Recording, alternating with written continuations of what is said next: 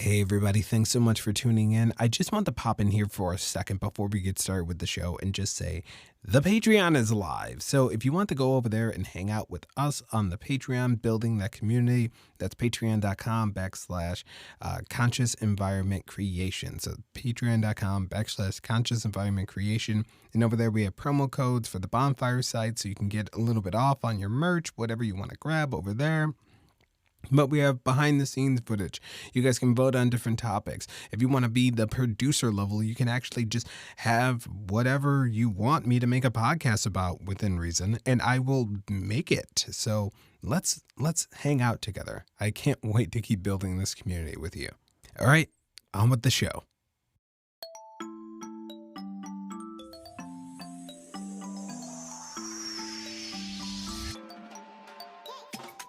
Hey, welcome back to the Conscious Environment Podcast. Thank you so much for tuning in. I got a chance to sit down this week with the indomitable black man himself, Gabriel Hannan, and we talked about gentle parenting, what it is, what it means, what it isn't, because that's what Gabe specializes in. He specializes in teaching parents how to parent. He literally wrote the book on it. But we talked about different parenting styles and what they look like and how they all kind of fall under gentle parenting. We talked about authoritarian, and passive parenting styles and what those all mean, if you are doing it right, if you aren't doing it right, how this affects the black community, and why we have such an opposition to gentle parenting. So I hope you guys enjoyed this conversation about gentle parenting that I had with Gabe. But let's just jump into it. The way that we normally start out the podcast is, what's your name, what do you do, and where can people find you? Please plug your book, by the way. Absolutely. Hi, I am the Indomitable Black Man, also known as Gabriel. I am found on TikTok at the Indomitable Black Man. I'm also on Instagram at the_giant_Gabe. And I'm also on YouTube under the Indomitable Black Man as well. And cool. Also I have a book. You can find that on the book patch, or you can just Google "This is Parenting" and I'll pop up. And what is your book about? My book is about authoritative parenting styles.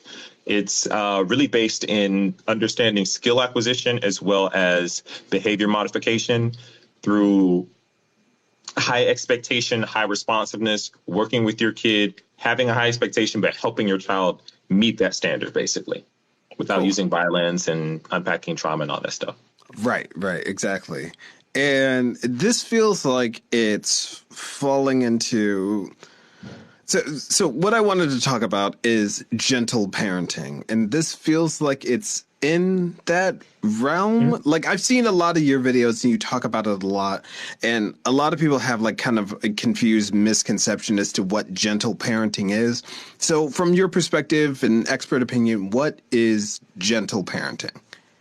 Gentle parenting is working with a child, recognizing, it should just be called parenting, honestly. It's recognizing the developmental levels and stages of a child and then helping them meet milestones and assimilating into society, the prevailing society, independently, with the ability to effectively communicate, with the ability to empathize, to figure out certain things, have independence as well as critical thought and emotional intelligence, basically. Awesome. And more importantly, what isn't gentle parenting? Like, what is gentle parenting not? Because I think there's a misconception that it's something that I've heard you refer to as permissive parenting. So what's the difference? So permissive parenting is high responsiveness, low expectation. It's what a lot of people think gentle parenting is. It's, you're giving your kid 11 million dozen chances to do something without any type of discipline or consequence or anything like that. It's not teaching a skill. It's letting kids just move around free range with no thought or understanding of society, how it works, hierarchy, things of that nature. It's the, little Billy, stop it. Oh my gosh, quit it. You better stop. You better stop right now. That's permissive parenting. That's not gentle parenting. That we don't do that around here. That's what people in the Black community call white people stuff. It's a lack of structure. It's a lack of discipline, and that's not what gentle parenting is at all. It's quite the opposite. Absolutely, completely different. Okay. So, and I've heard, so there's three terms that I've heard you use. There's actually a great video where you basically give the same situation three different ways of three different parenting styles, and I love this video. I share it every time I see it again. But you talk about permissive parenting, which you just went over, authoritative parenting, and authoritarian parenting. Am I saying that right? So. Yes. Authoritative and authoritarian sound like they're almost the same word, but there's a subtle but important difference, it feels like, in those two things. So what's the difference between being an authoritative parent and an authoritarian parent? An authoritarian parent is high expectation, low responsiveness. It's do as I say when I say do it. If I say jump, you say how high. It's dictatorship, basically. It's an authoritarian dictatorship. It's you don't have a say in what happens. I'm the adult. You're going to do what I say. It's not teaching them why. It's not teaching them the how. It's just expecting them to know. It is oppressive in nature. It's very hierarchical in nature. And that's pretty much what that is. Sorry, my dog is doing a lot right now. He's nipping my hands. It's fine. And okay, so that's authoritarian. Authoritative, it feels like that's almost the same word, but like we said, subtle but important difference. So if you're authoritative, what would that entail? So if you're authoritative, that's gentle parenting. That's high expectation, high responsiveness. It's working with children in a way that highlights the deficiencies they have, and then it helps strengthen those deficiencies and turn them into strengths. It's getting them to think critically about their actions. It's about giving them consequences. It's about establishing boundaries. It's teaching them how to also establish boundaries and consequences as well. That's what that looks like. It looks like, hey, I done told you twice that this is not something that you need to be doing. So you can do this or you can do this. We're not doing both at the same time. And if you continue to do this, as I told you not to do, this is going to be your consequence. And then it's holding to that consequence while also showing them something else that they can do, setting a kid up for success as opposed to failure. Yeah, I'm kind of struggling, sort of trying to think of, I guess, like an example. I think in the video that you did, the example was was dinner time, right? So kids outside playing, they're running around, they're in full on play mode, and which is, for depending on the developmental stage, hard to break a kid out of.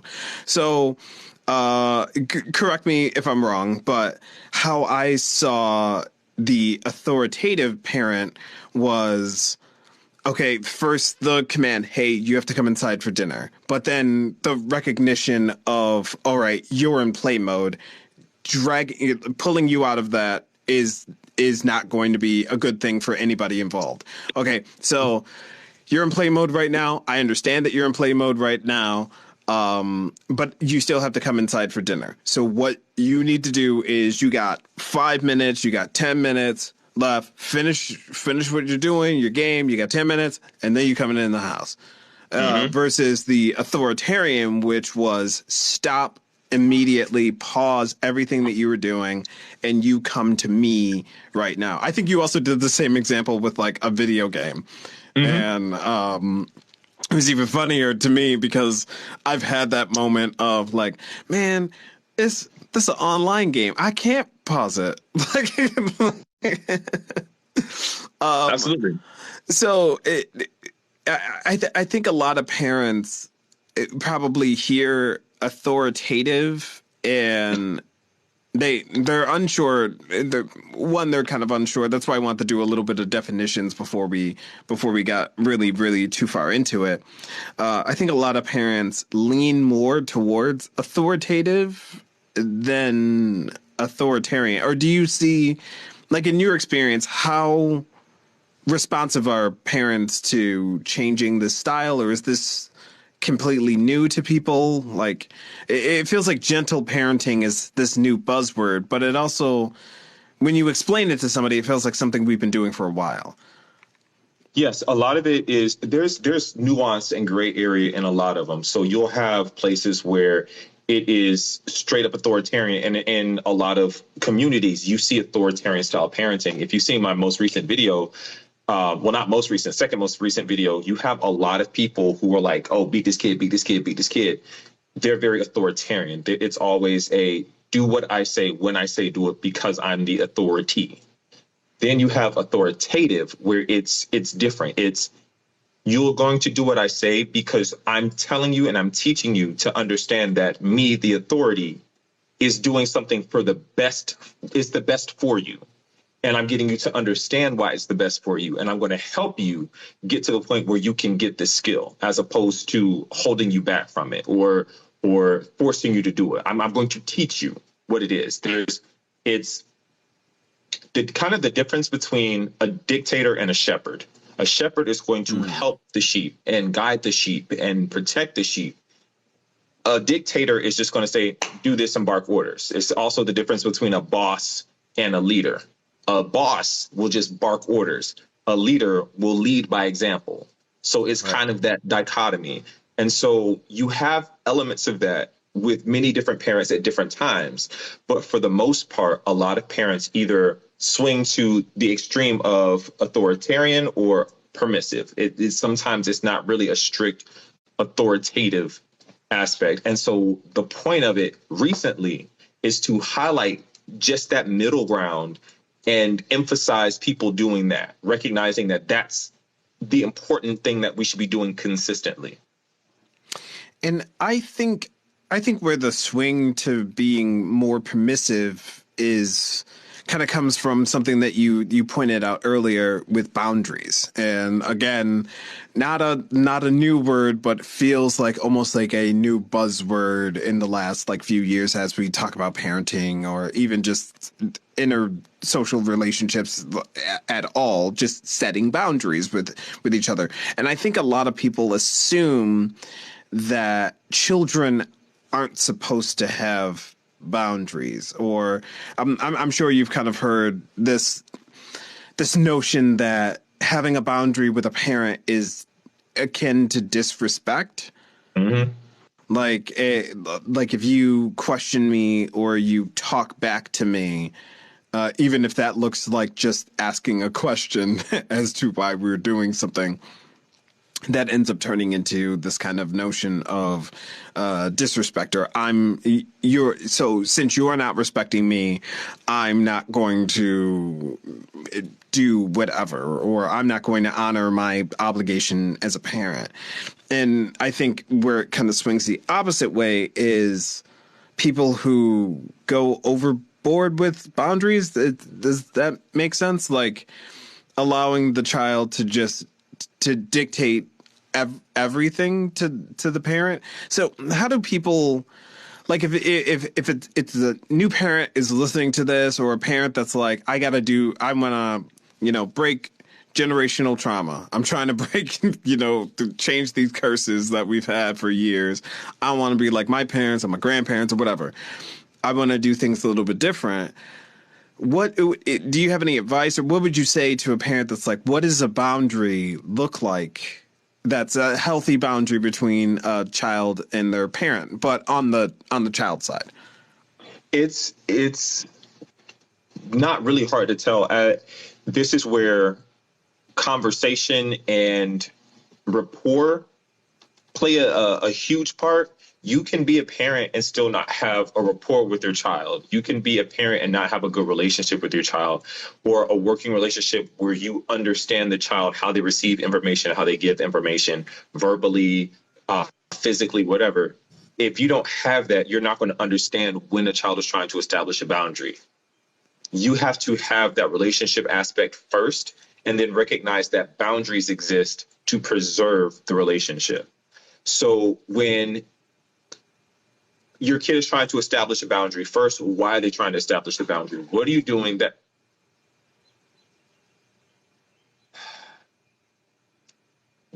Sorry, my dog just shook water all. I don't even know why he's wet. What is the reason for the child wanting to establish a boundary? Are you doing something that is unjust that they feel like they have to establish a boundary for? If that's the case, can you stop and see it from their perspective and say, okay, well, maybe what I said is a little unjust, or is there a middle ground we can get to, or do I just need to adhere to that boundary? Case in point, a lot of parents don't think that kids should have privacy, but as a child gets older and they develop and they move away from that dependence on their parents to having a more personal space in the house, you should honor that boundary because they're wanting to establish it. If they're closing their door, that's a boundary. That's a nonverbal physical boundary that you should look at and recognize. You think that they shouldn't. Why do you think that they shouldn't have that boundary? Why do you want to be that involved with someone's life if you're not toxic and trying to have a controlling nature about yourself? So it's contemplating and thinking about what the boundary is. Is it something that I should override, or is it something that I should adhere to? And then we also have to understand that as adults, if there is too much boundary setting in a way that they're trying to walk over you, do you have the understanding that you as the authority can come in and say, okay, no, this is overriding? Another instance, kids and their cell phones. A lot of kids do not want their parents to look through their cell phones because they're having private conversations with their friends, as anybody should. However, if the parent feels as though the child is in a dangerous situation, because children can get groomed, which is what I tell my students who are currently on, if the parent thinks that that's happening, they have the right to override that autonomy in that situation to say, no, I need to check your phone to ensure that this stuff isn't happening for your safety. That's a boundary that's overridden because of the authority of the parent. There's a way to do it correctly, but in instances of safety, that has to be overridden because your job is to protect the child.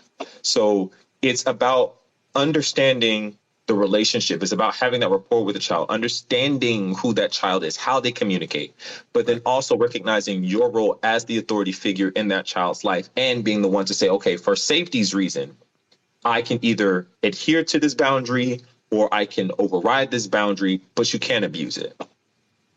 Right.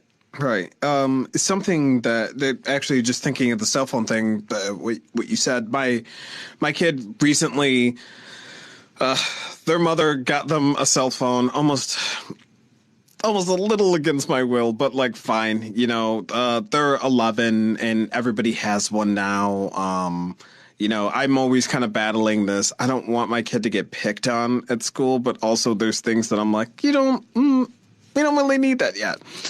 But one thing that I try to do is, especially with the cell phone thing, is kind of like what you were saying earlier, lead by example.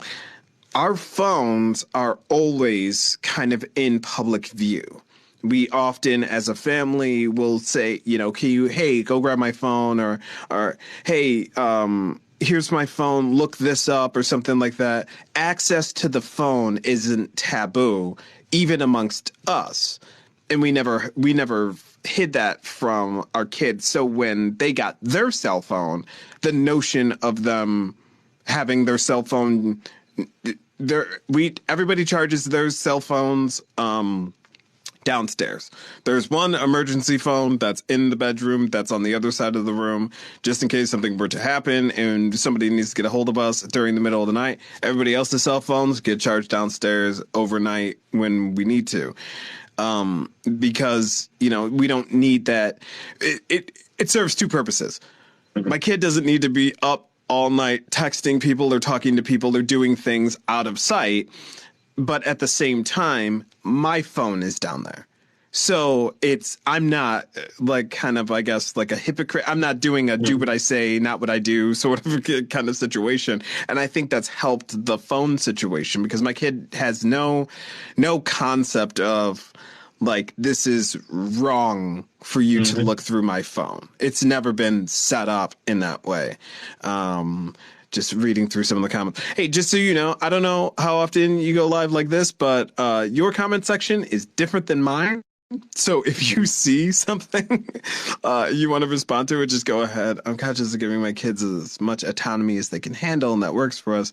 What I tell my son is you have to learn from what I'm showing you, I have to show you the right thing. So there's a few parents that are kind of agreeing with the style, saying that they inform their kids, kind of right up front, like, this is to teach you, this is always to teach you, and this is why, because I know better about this, or at least I've lived more life than you have. But I feel as though when somebody pointed this out a little bit earlier in the comments, they were very excited to see two black men speaking about this. And I think it's because of the notion that in the black community, we are very authoritarian, and corporal punishment is usual. And so I guess what's your experience with that? Do you have a hard time educating us, our folk, or do you get more pushback, less pushback? What's your experience with it? So I am actually, so it's both. It is very hard to teach people who are used to normalized trauma that what they're experiencing is trauma. It's a cultural phenomenon to spank your child. It is a rite of passage to get your butt whooped by your parents. It is a badge of honor to talk about getting your butt toe up for the dumb childlike things you did. And so it's very hard to get them to see life apart from that. On the other hand, I am seeing a huge upswing in Black people who are switching now to authoritative parenting. Like, they're doing it en masse. Like, I see so many comments and so many people who are like, oh no, I changed that. Like, this was generational trauma. I'm not doing that to my child. Da, da, da. And I'm like, yo, bet, period. I love it. So it's kind of, you have the older generation that's still adhering to it, and then you have millennials and younger who are making the switch, who are seeing all of the trauma that's happened, and they're switching. Excuse me, sir, what you're not going to do is continue with that. So you can go outside, Mister. Why are you wet? Why? Oh my God. So I'm seeing a change, and I'm appreciating the change, and I'm glad the change has happened. Okay, the sprinklers are on. That's why he's wet. However, it's taken a long time, because you now have, of course, Black families are multi-generational, and you will have grandmas, grandpas, aunts, uncles, all living in the same house. And when they're living in the same house, they all have different ideas of how to raise the kid. And so they're all like, the older generation's like, oh, you need to beat that child. Oh, you need to whoop that child. I had a situation like that with my little cousin. My little cousin, she just had a son. She has a 2-year-old now. And because he's going to be a big Black male, the family has wanted her to whoop her son. Her son did not deserve whoopings. Her son is 2. Her son deserves just regular redirection. She was having issues going to the mall with her son. Every time she would go to the mall with her son would act out, run off. I took her to the mall one time, told her what to do. She said it was the best trip she ever had to the mall. The behavior completely changed in a matter of one session. Sir, let go. It's all about learning how to redirect, understanding why the behavior is existing in the first place, and then just changing it from there. I'm sorry, this dog doesn't want to get dry. I'm sorry, I'm a dog dad, and there's a lot going on. No. You're all right. That's a good boy.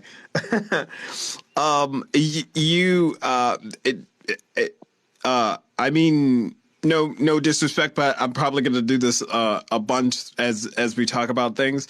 There's certain terminology or jargon, I guess, that like I know, but I know that there's a lot of people that have no idea when we say certain things, what we're talking about. So just whatever that's worth.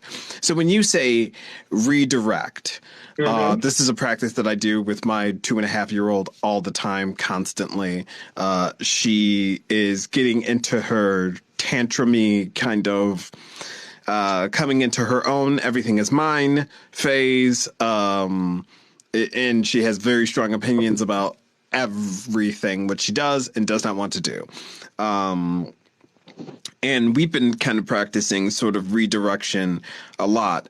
You want to keep watching TV. Well, instead of watching TV, how about this? We're going to go outside and we'll find a swing. We'll go out on the swings. Okay, great. TV's completely gone. Now we're talking about swinging. So when you say redirection, can you give, I guess, like another example or like an idea of what that looks like or what that means? Yes, I can show you right now. So my dog is currently trying to chew on this towel. I don't want him to chew on that towel. I'm not going to hit him. What I'm going to do is give him something because he wants to tug. Find something else that he wants to tug and offer this instead. Here, chew on that. And just like that, he'll chew on this instead because he wants to tug on something. Now, of course, he's trying to go back to it. I just represent this. That's the redirection. It's simple as that. It's taking their focus off of what they're currently doing and putting it on something else that you want them to be doing instead. This isn't for tugging. He doesn't know that. So I give him something that is for tugging, present that to him, and then I say, good job. This is for pulling. So he can get that through his mind. The same kind of concept happens with children. It's taking them from something that they're not supposed to be doing and then turning them to something that they are supposed to be doing. Because they may not know, especially a toddler. A toddler ain't gonna know. Right. And even some adults don't know. I think a lot of people what about when people say that parenting? I think what a lot of people don't really realize or give credit to with toddlers is that they're toddlers.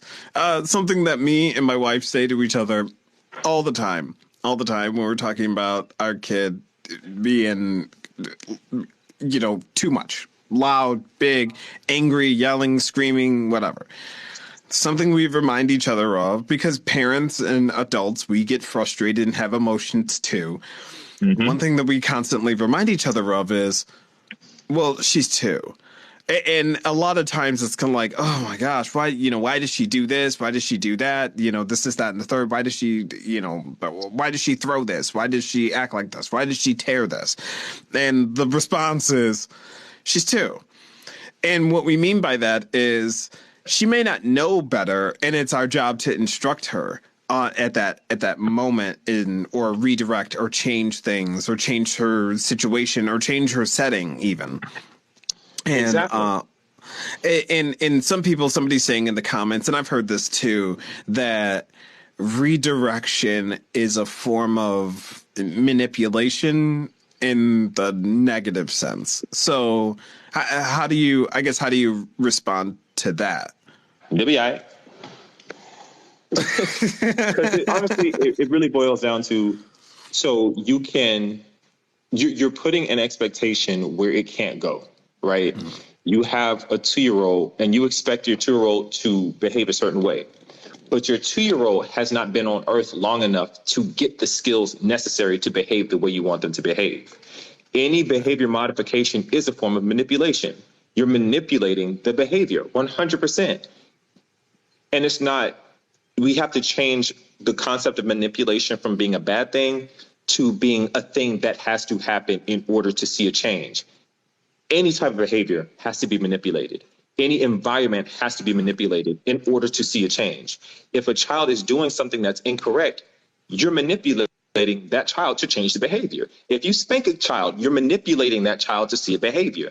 You can't expect it to just magically happen. No, you're saying things or you're doing things to change that child's behavior. Now you want to come. So weird. So it's not a bad manipulation tactic. It's a manipulation tactic. It's a neutral thing. Now, it can become abusive if you're trying to get them to do things that have no rhyme or reason. Then it's manipulative. Then it's abusive in the negative sense. But for the most part, it's just manipulation as the same way I manipulate this, I'm manipulating this. I'm modifying it. I am moving it around. I am changing it. You're doing that to a child's behavior, and there's nothing wrong with that. Right. Somebody else is saying in the comments, parents are going off right now. Little person with big new emotions, and a lot of parents don't recognize or don't check in with themselves to realize the emotions that they're feeling. So I think a lot of parents, I think that's where the frustration or like kind of the jump to, I guess, like corporal punishment, or even if it's not like some sort of physical abuse or something like that, it's emotional or just screaming and yelling or something like that as your first response. I understand parents who get frustrated and you raise your voice, you yell. That's not the same thing as the videos that you see where the people are doing. I'm sure you've seen these or been tagged in them a ton. The videos of people doing gentle parenting. So they're already kind of, I guess in the negative sense, manipulating the situation or kind of abusing the situation because they're filming their kid while their kid is doing something that they don't want them to do. And they're almost on purpose being so passive to a fault with what they're kind of showing. Like, kid is climbing on something or doing, and they'll say, "Oh, this is what gentle parenting is." All right, you got to get down. Don't do this. Don't do that. And that's, they have this very soft, passive tone to their voice. There's no oomph to it. And then they go, "See, it didn't work. He didn't stop." And then they just scream and yell. And the kid immediately stops, but they're also frightened and kind of scared.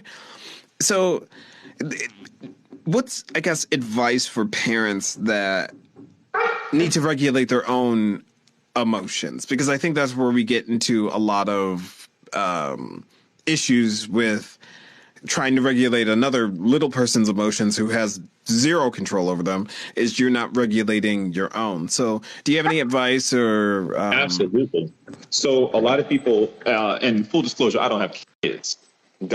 This market is crazy. I ain't going to do all that. A lot of people assume that because I'm so patient with kids that, sir, calm that down. I don't get frustrated with kids. That's not true. That's not true at all.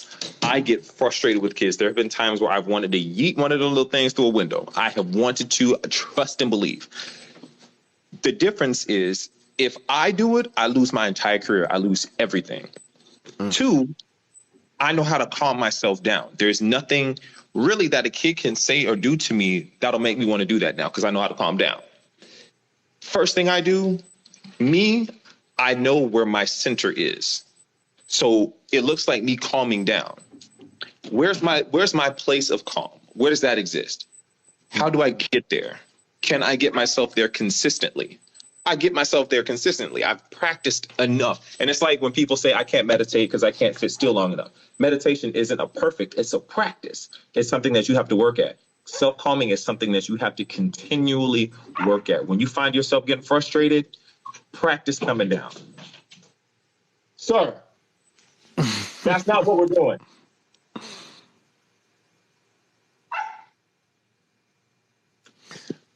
I'm going to continue to talk as I'm doing this. So, like right now, my dog has a way of triggering me. I don't like loud, shrill noises or sharp noises. I can't stand it. Anytime I hear it, it throws me for a loop and it makes me want to just throw something.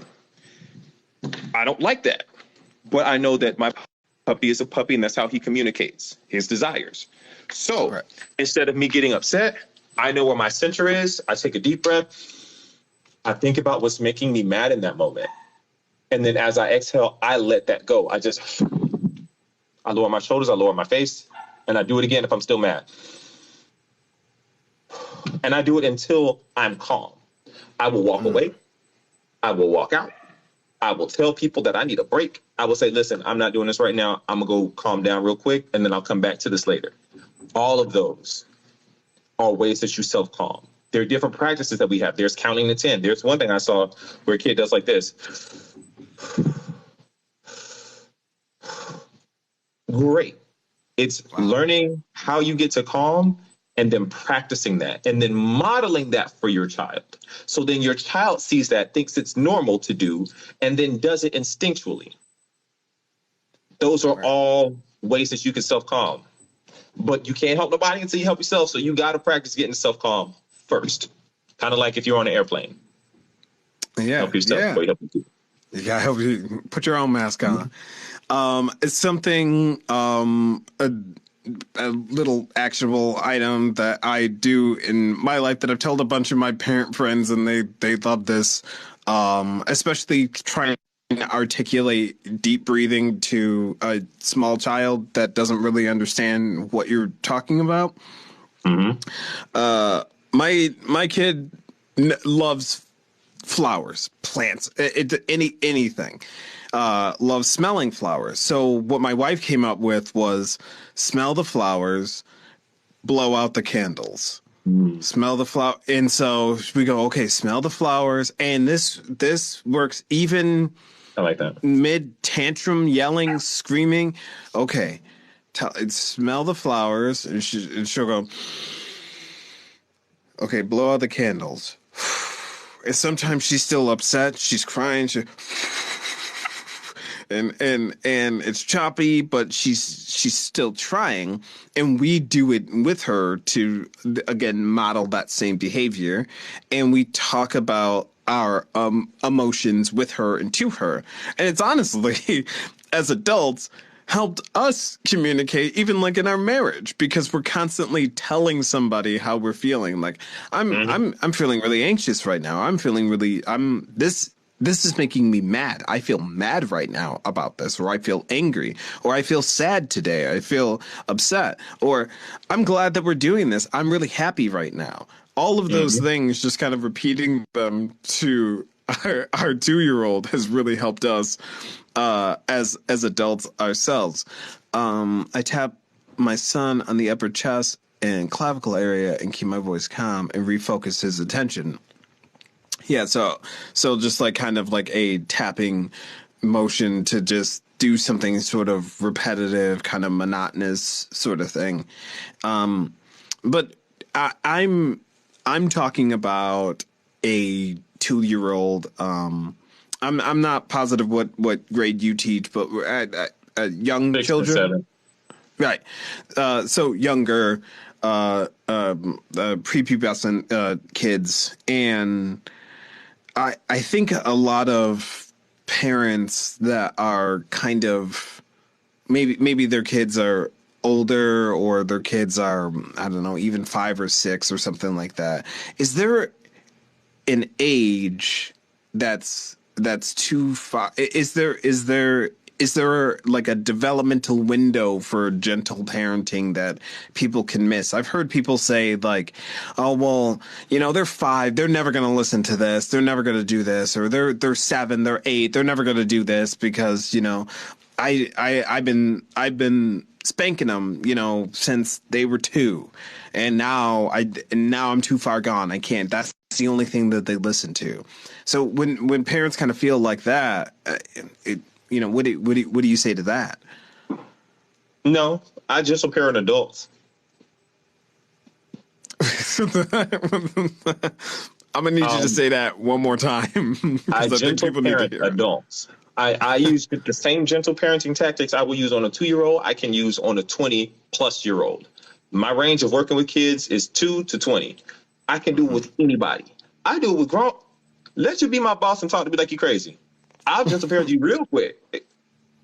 I can see that you're frustrated. However, I'm feeling really disrespected right now because of the way you're coming at me. And I know that may not be your intent.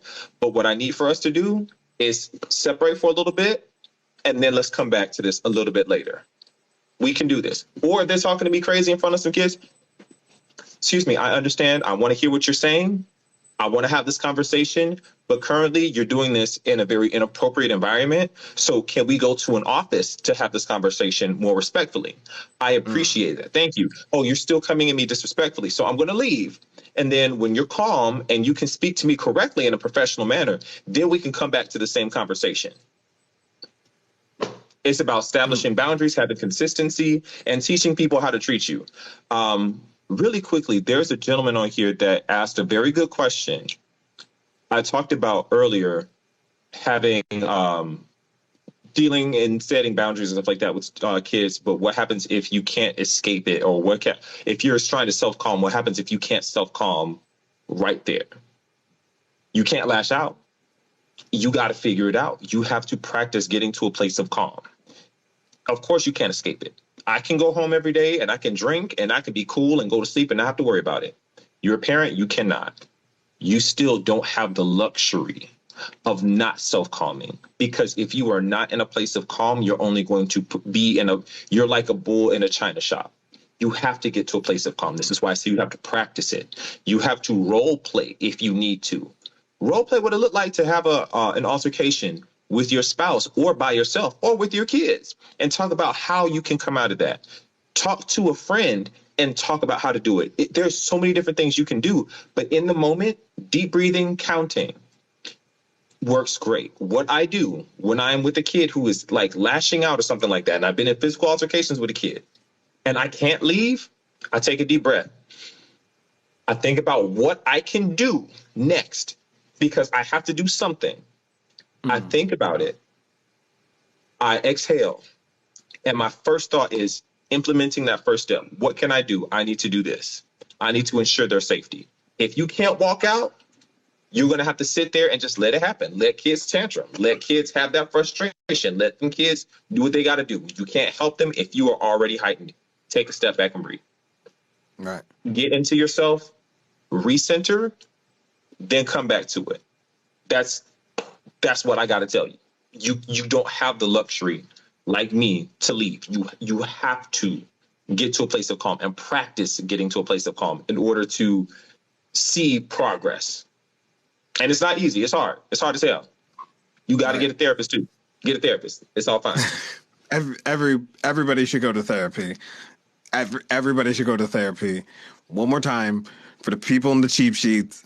Everybody should go to therapy, please. It's better for all society.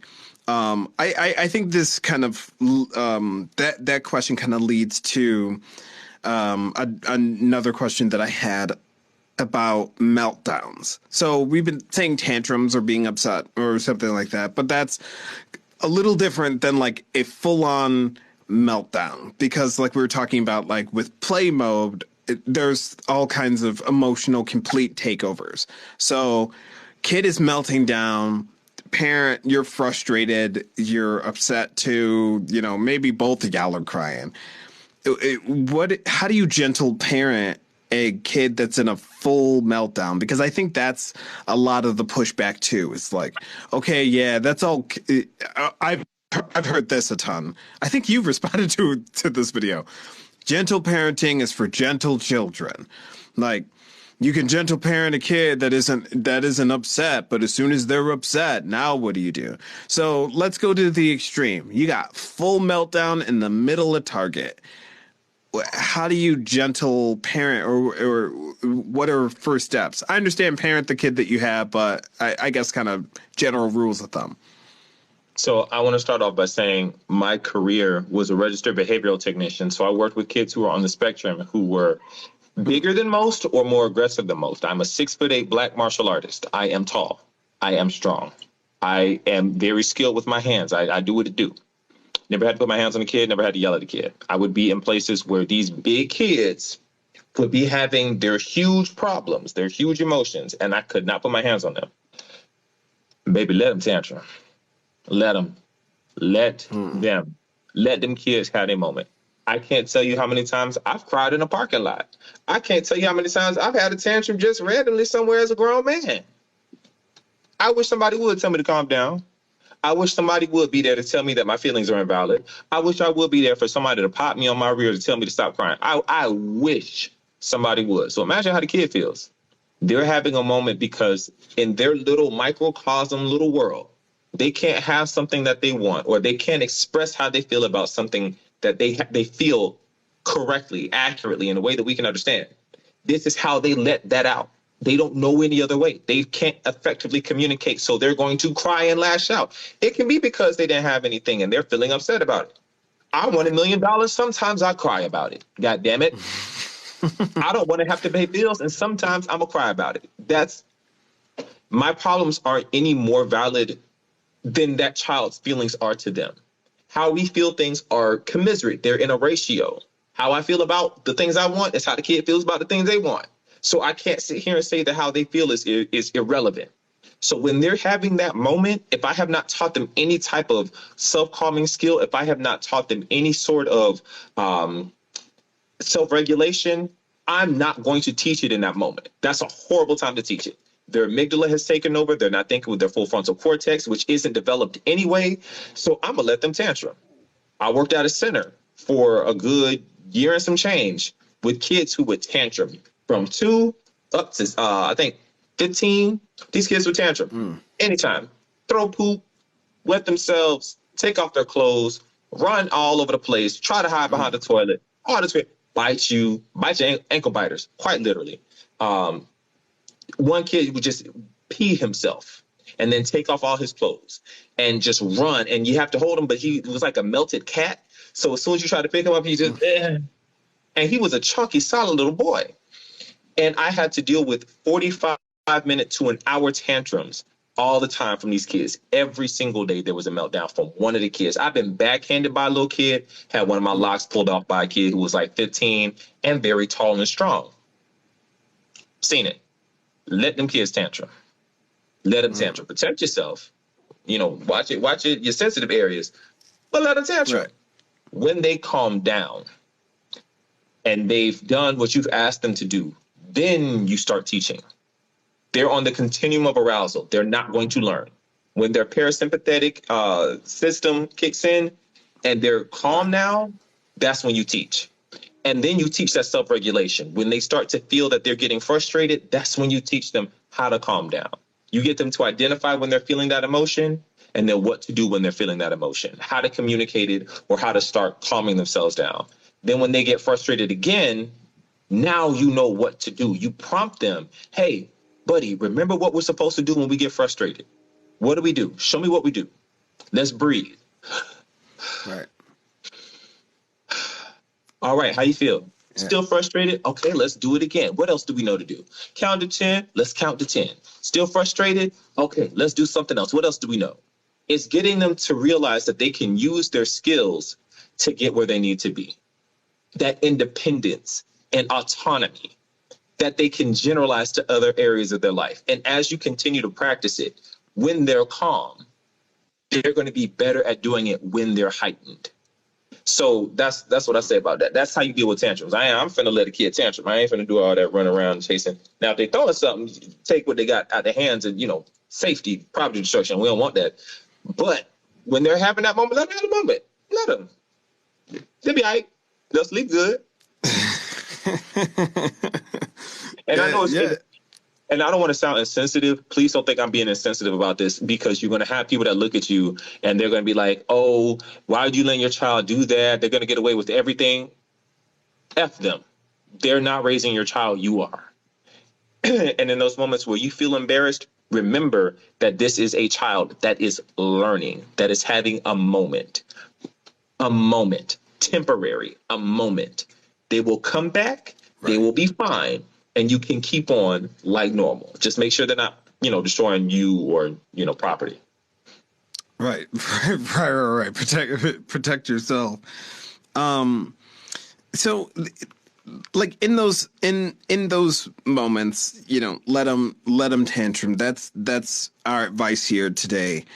But a lot of parents, you said something really important, but you were talking about yourself, but it applies to kids.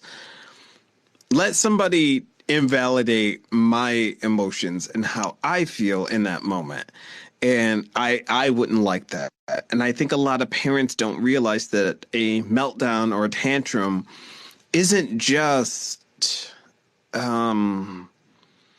not just the child wants something and they're not getting their way. They're having an incredible emotional response to not being able to get their way.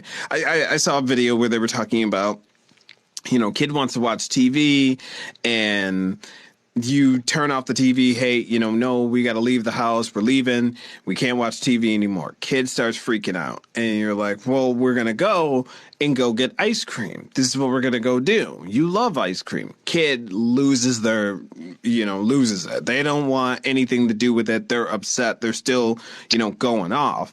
And I forget who the creator was, but they were saying that that's because the child only understands what's happening right then in that moment. That's how far they see. I want to watch TV right now, and I was watching TV, and you're not letting me. The reason why you're not letting me doesn't matter, because their perception of time is so much bigger and stranger than ours. Like, so to you, yeah, we're going to go right down the street and go get ice cream. To them, sounds like they got to go get their shoes on, put their coat on, walk out to the car, get put in the car seat. You strap them down in the car seat. You get in the car, just start the car, drive down the street. And it's all these process that the kid realizes and recognizes. But for you, what sounds like, yeah, we just got to get in the car and go, to them sounds like 12 steps of stuff to do. And they're like, I don't want to do any of that. And I think a lot of parents, especially the spanking parents. So I guess kind of elephant in the room, parents who spank their kids and ain't ashamed about it, proud of it. Like, that's what they want to do. I guess what is your advice or response to them? Because it's kind of gone back and forth. Sometimes people say, spanking, it never hurt me. I turned out just fine. Or it's what you need to do.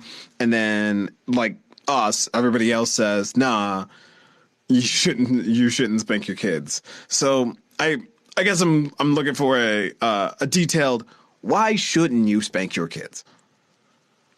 It's weird. It's weird because you are a grown person with all of your faculties there, should be anyway, and you're choosing to hit a child, a being that is either half or a quarter of your height or a third of your height. They're a fraction of your height. They're a fraction of your strength. They're a fraction of your motor control. And you're hitting them. You can also communicate with your child. If you took the time to understand how they understand information and how they receive information, how they receive information, how they give information, how they communicate both ways, you can learn how to speak to them in a way that they can understand the skills you're trying to teach, right?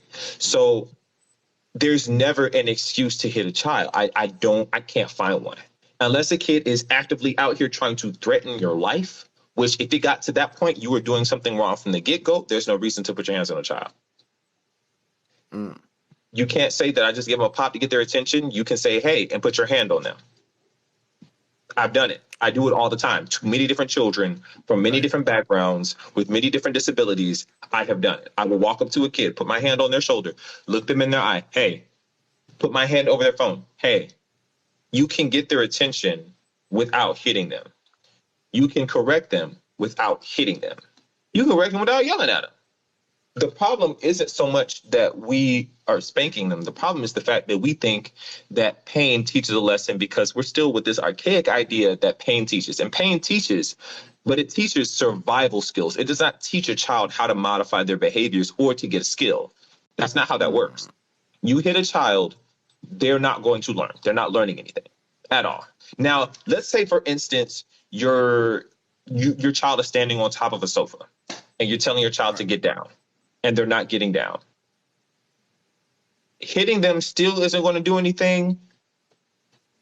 I would say let them get down or they're going to fall. If they fall, they're going to learn either to be better at doing what they're doing or they're not going to do it anymore. That, in that case, pain is a teacher. It taught you something. Yep. That's a natural consequence. You going out of your way to hit your child for something that may or may not happen, simply, that's a control issue. You're trying to control the environment forcefully. You're trying to make a child understand a concept that they may not understand if they didn't understand it without you telling them. Like, It's just a weird concept to me. And then let's get into the other aspect about it. It's anti-Black. Hitting a child. Say it. Is anti-Black and it's anti-Indigenous because we didn't do that. I'm Afro-Indigenous. I claim the Black side, but I'm Afro-Indigenous. We didn't do that until the colonizers came over here and instilled that. You know who did do that? Europeans. As far back as the Ogoge with the Spartans. The Spartans did that, and they trained their kids to survive through beating them. And they were good at surviving because they were beat. That's what you can you want to teach your child to survive a life or death situation? Beat your kids. That'll do it. If you want if you want your child to learn a skill like emotional intelligence, how to act right in society, teach your child by putting them in situations where they have to act right in society and teach them what to do in those situations and practice it until it's a normal occurrence. That's how you do that. If your kid is watching TV and you turn off the TV, you already set your child up for failure. You set your child up for a meltdown, especially if you know that's what they're going to do. Start early. Say, hey, we're about to leave in a few minutes. We're going to leave in 10 minutes. I'm going to set a timer. When this timer goes off, we have to go. I want you to turn the TV off and we're going to go. Right. Cool. How they feel is how they feel. When it gets down to 5 minutes, hey, you got 5 more minutes. Start winding down because that once the timer goes off, we got to go. Right. 1 minute. All right. You got a minute left. All right. The timer went off. We got to go. Are your shoes on? All right. I see you're frustrated. I know you're frustrated. We can watch this when we get back. But right now we're going to go. We're going to get some ice cream and then we can come back and then you can watch it. Would you like to have something in the car? Would you like to read? Would you like to pick the song that we can play in the car? One of those things work for you? All right. Good job. Now let's go put on our shoes. Let's go. You just, by doing that, you just avoided a 45-minute meltdown. You avoided having to pop your kid. You avoided having to yell at your kid. And it's hard to do that because you're focused on 50 million dozen things as well. But the more you practice at it, the easier it gets until it becomes a routine. And the goal is just to be in a routine. Right. It's like that. It gets easier the more you do it. Yeah. But I ain't gonna whip my kid weird. Yeah, that makes a lot of sense. In my house we have all the hue lights or like the lights that you could control with your phone or whatever, and then like now they're like $5 you can get these little light bulbs. But something that worked with my kid when they were younger, trying to establish a bedtime, is I just set a routine in like the app that came with it that at 7:00 the lights flashed. They just blinked. They blinked 3 times. That was it. They turned off, off and on, off on, off on. And it trained them that they could watch TV, they could be hanging out, they could be reading, they could be playing a video game, they could be doing whatever. But as soon as those lights flash, okay, now it's time to brush your teeth, put your PJs on, hop in bed, grab the book you want me to read, and that's what we're gonna do. And it took a couple months for them to self-start that. It was us being like, okay, that's what that means. Now it's time for bed. And they would laugh and kind of, it got to a point where they would go, oh man, like I have to, it became this, like, I have to go do this. I'm not going to argue. There's no argument. I'm disappointed because I want to stay up and finish my TV show. But, oh, well, the lights told me. Yeah, somebody's saying I Pavloved my children. Yeah, a little bit. You're conditioning them. Absolutely. Yeah. But as far as, so spanking, corporal punishment's off the table. We're not doing that. But there has to be some sort of, I guess, consequence or punishment for behavior. And somebody in the comments is asking, what about taking things from the child? Like, what do you do? Child is acting in a way that is deliberate misbehaving or something like that. It's not like just a meltdown where they're very emotional. It's, hey, don't do this, and they look at you, smile, and still jump off the couch anyway. So do you set boundaries before that? Hey, if you do this again, I'm no more TV time, or if you do this again, I'm taking Mr. Stuffy.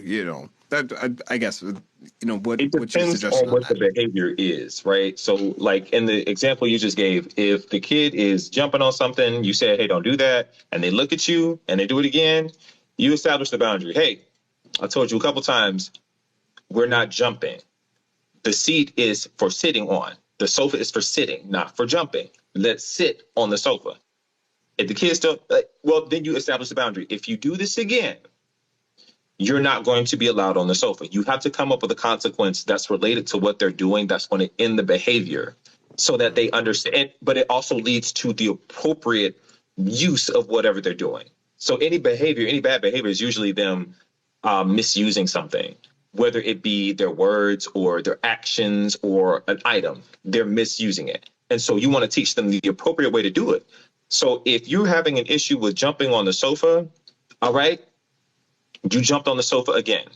I said before, if you jump on the sofa, this is going to be what's happening. So you're no longer allowed on the sofa because you're jumping on it.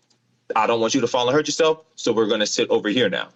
I don't have to take anything away like that. I'm just going to move you over here. Now, if it's an abuse of a phone or an abuse of an electronic or something like that, depending on what it is, because this is what you've done, you're not allowed to use this phone for this amount of time. You can earn back your privileges after this allotted set time. However, for right now, because you're misusing it, I'm keeping it over here. And how you feel is how you feel. You can use that as an authority, but you're going to have to also recognize that there might be some pushback and resistance, especially with the electronic devices. However, you can still mitigate that by saying, all right, I took your phone, but you can still do this over here. And it's not to say that you're trying to give in or give them another way that they can go around you. It's getting them to recognize that the way that they were doing something was incorrect. There's a proper way to do something. I'm helping you doing it correctly. So so I'm not punishing you for you're not bad. I'm punishing this. I'm teaching you the appropriate way to use something or to be in a situation. So if you can't be there appropriately, I'm going to take you out, train you, then bring you back in. It's a consequence. We can't look at punishments like a consequence. I'm trying to think of a situation in which you would need to punish. I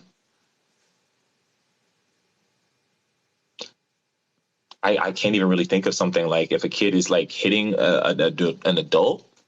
I was going to say like maybe hitting or the only things I can think of are just ostensibly violence towards. Somebody said hitting a sibling. Okay, let's say the kid is hitting a sibling. My first question would be, why did you hit? That would determine where I go with that. Now, if the kid just hit, kids don't usually hit out of a vacuum like that. Toddlers do, but older siblings don't just hit out of a vacuum. Usually something was said or something was done or they were playing around or something like that. Some sort of offense was happened, in which case I'm still not going to punish like that. I'm going to do conflict resolution. If I take anything, it's going to be y'all can't, I don't know. I'm taking your phone won't really do anything because they'll just get frustrated that they took the phone and that's just going to build more animosity. I will probably make them do some conflict resolution, work on something collaboratively together, and then do team building from that. Like, okay, prime example. I was working with the business I have, I tutor. And this past summer, I was tutoring a couple boys, and they were having issues with arguing. And they were arguing at the tutor, and I was like, man, y'all better go somewhere with that. I started chasing them, and we started playing tag. There were no rules. I just, ran up behind one, tagged one. Then the other one's like, no, I'm frozen. I can't move. And then the other one ran and touched him, and then they started working together against me.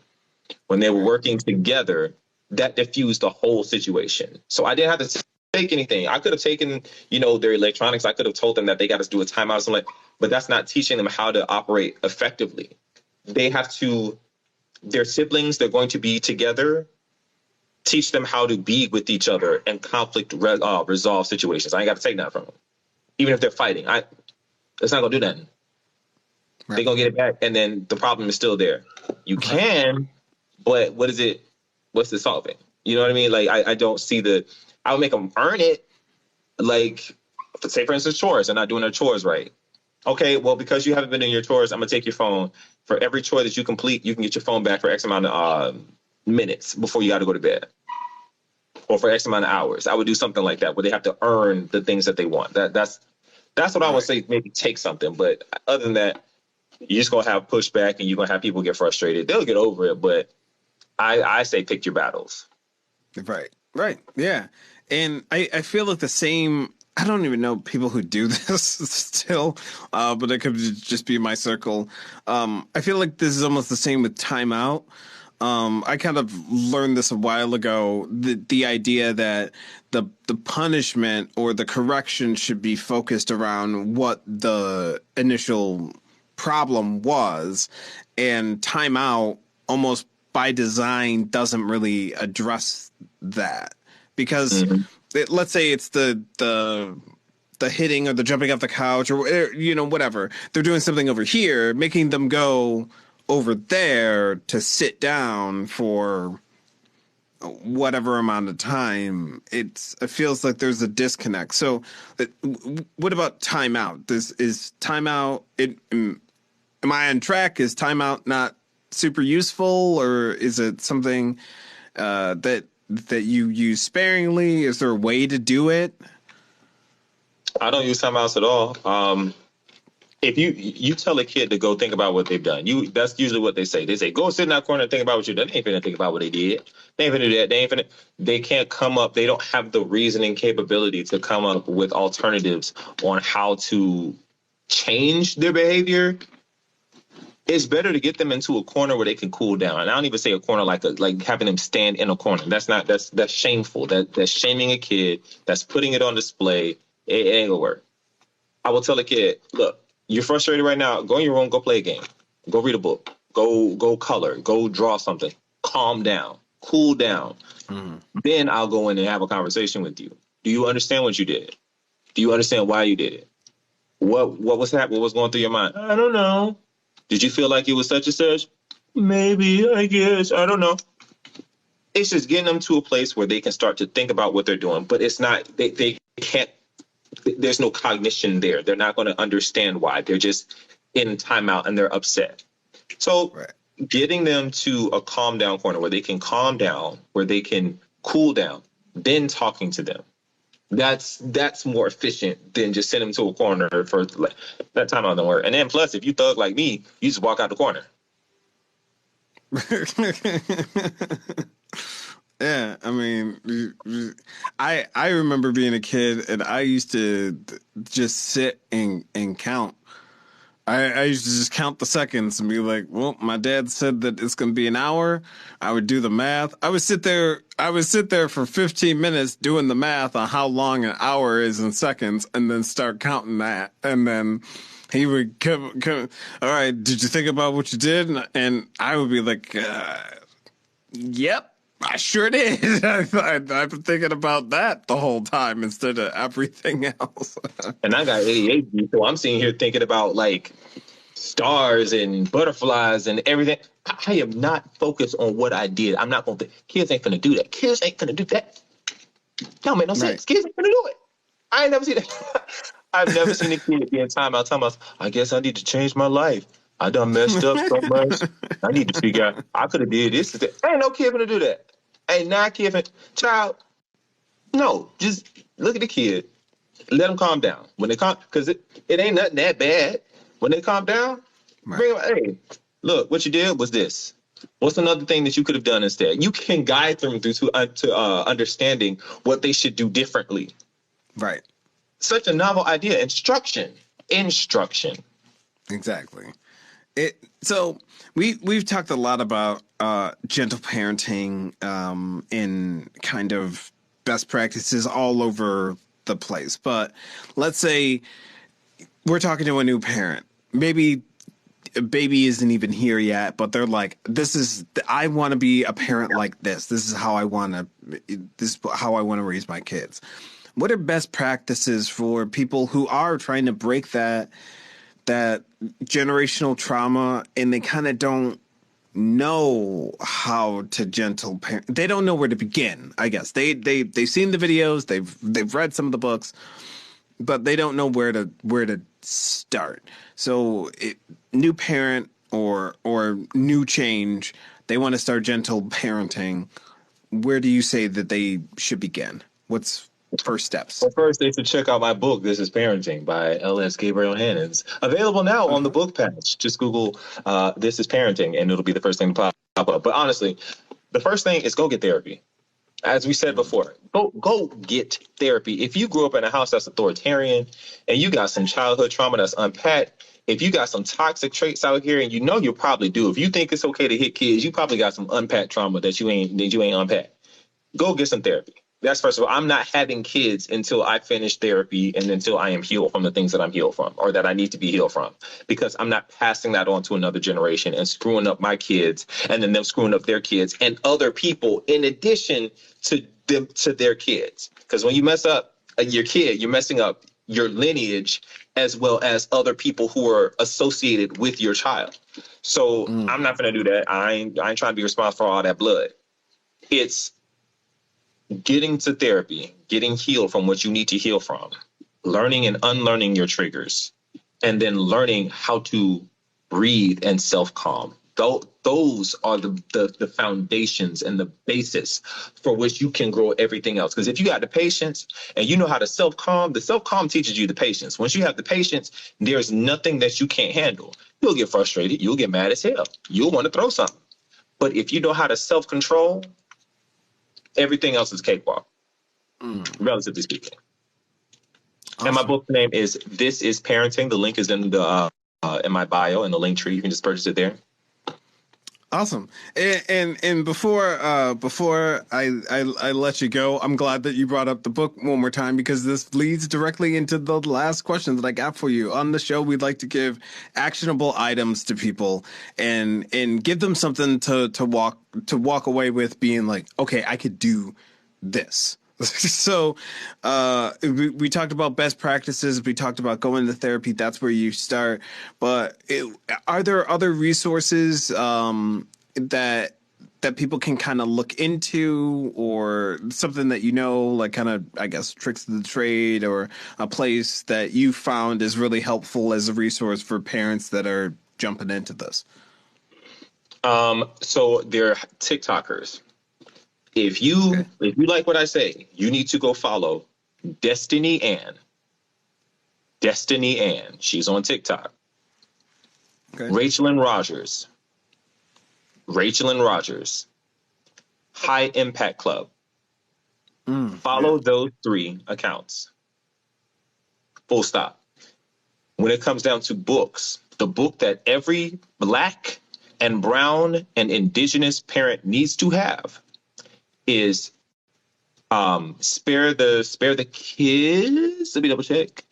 It's by Stacey Patton, Dr. Stacey Patton. Spare the Kids, Why Whoopings Won't Save Black America.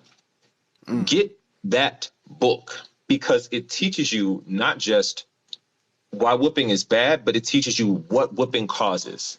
It's not what we think it is. You are not fine. The reason why there's an adultification of Black and brown children is because there is a prevalence of precocious puberty that exists from prolonged exposure to high stress situations, specifically spankings.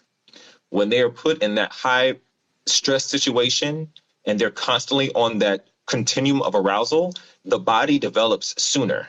So when people say, oh, these Black boys out here are, getting too grown and these Black girls are out here fast, their bodies are developing early because y'all keep beating them. Read that book. It's called Spare the Kids, Why Whooping Children Won't Save Black America. Get that book. Spare the Kids. Awesome. Yeah, I never even thought of that. I gotta check out that book. I've never heard of that, but it makes a lot of sense. Yeah, that's wild. But Gabe, thanks again for coming and hanging out with me, and for people who just jumped in or people who are trying to remember, say again for everybody, what's your name? What do you do? Where can people find you? Plug that book one more time and how we can get it. I am the indomitable black man. Indomitable, as in I can't be dominated or conquered. INDOMITABLE. Black man. You can find me on TikTok. You can find me on YouTube under the same name. You can also find me on Instagram at The Giant Gabe.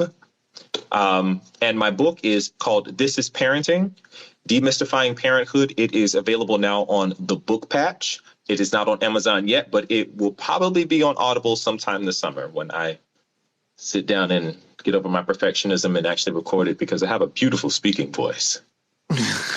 Audible. See, I read books with my ears, so that's what I'm talking about.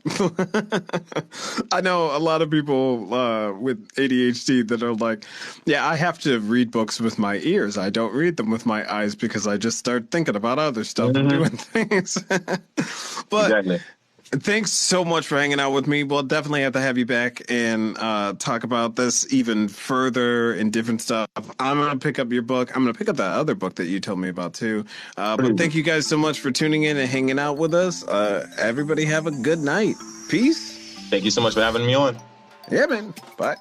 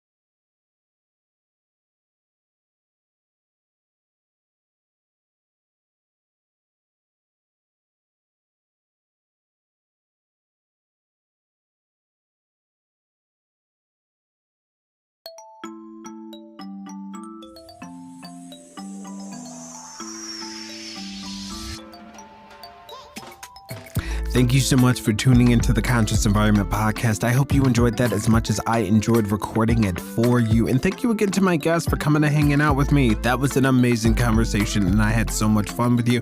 We're definitely going to have to do that again.